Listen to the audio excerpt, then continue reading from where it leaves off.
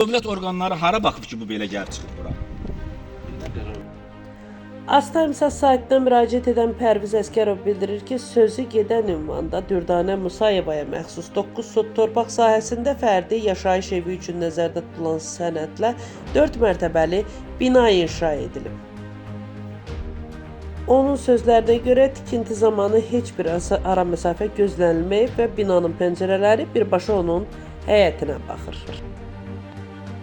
Əziz izləyicilər, bax görmüş olduğunuz bu binanın Pərviz Əsgərovun evinin ara məsafəsidir.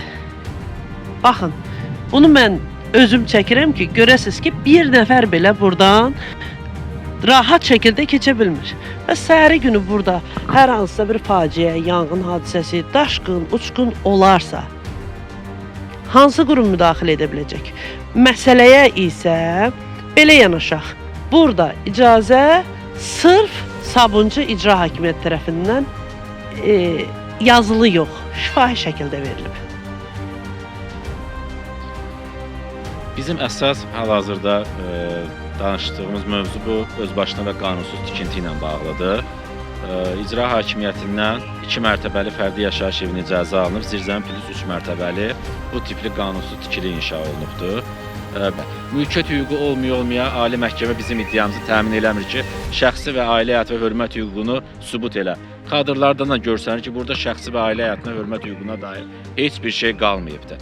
Üstə gəldə təhlükəsizlik cəhətində bu boyda bina Allah uzaq eləsin, bir uçqun olsa, yanğın olsa heç cürə müdaxilə olunmayacaq. Hətta bu da sənədlərlə təsdiqini tapıb. Sabunçu və Suraxanı rayonu üzrə 4 saylı ərazi Dövlət Yanğın Nəzarət Xidmətinin məktubu var. Orada da açıq-aşkar şəkildə göstərilir ki, fərdi yaşayış evlərinə dair ara məsafə gözlənilməyibdir və yanğın avtomobillərinin rahat hərəkət etməsi üçün normal bir şərait yoxdur. Bütün sənədlər, bütün hər bir şey bizim xeyrimizə ola. Biz ölkədə məhkəmə orqanları tərəfindən qarşı tərəfin məhkəməyə iyrənc müdaxilələri nəticəsində niyə məhkəməni uduzmalıyıq və niyə iddiamız təmin olunmamalıdır? Mən bir vətəndaş kimi dövlətimizdən, hökumətimizdən, cənab İlham Əliyevdən xahişim odur ki, məhkəmə orqanlarında özbaşınalığa yol verən Əhməd Nurməmmədov kimi, İsfəndiyar Şəfiyev kimi hakimlər xüsusi nəzarətə götürülsün. Mən şəxsən mülki kollegiyanın sədri ilə görüşmüşəm, Sənan Hacıyevlə və bu özbaşınalığın da başında çox təəssüf ki, birbaşa özü dayanır. Fövqəladə hallar deyir ki, İcra Hakimiyyətinin biz tərəfdən qeydiyyata alınan onların tikintisində fərdi yaşayış binaya dönüşdürülməsinə dair bir dənə xəbərdarlıq şeyi yoxdur.